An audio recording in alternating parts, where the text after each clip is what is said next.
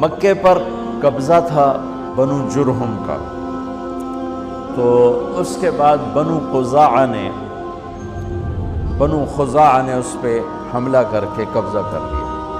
تو انہوں نے کیا کیا، جب وہ بھاگے بنو جرہم تو انہوں نے جو تھا کنواں زمزم وہ بند کر دیا، اس میں مٹی ڈال دی، پتھر ڈال دیے، برابر کر دیا، اور 300 سال وہ چشمہ بند رہا۔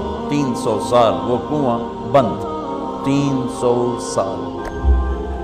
جب حضرت عبد المطلب مکے کے سردار بنے، حضرت ہاشم کے انتقال کے بعد، تو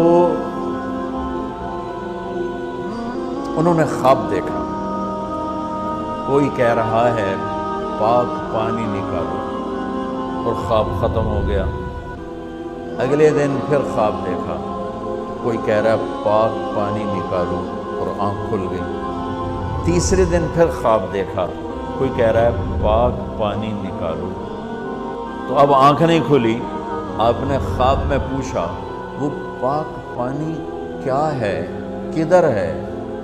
تو آواز آئی کل تم بیت اللہ کے بیٹھنا صحن میں، ایک کوا آئے گا، وہ آ کر ایک جگہ 3 دفعہ ایسے ٹک ٹک ٹک کرے گا، چونچ سے ٹھونگ مارے گا، جہاں وہ ٹھونگ مارے گا وہاں وہ پاک پانی ہے جو اسماعیل کی ایڑیوں سے نکلا تھا۔ صبح ہوئی تو جا کے بیٹھ گئے بیت اللہ میں، تو بالکل کوا آیا، بیٹھا، اور 3 دفعہ ٹک ٹک ٹک اور اڑ گیا۔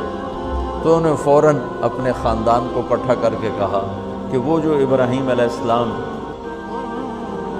کا زمزم کھلا تھا اور اسماعیل کے ایڑیوں سے نکلا تھا کنواں، وہ یہاں ہے، آؤ اس کو کھودیں۔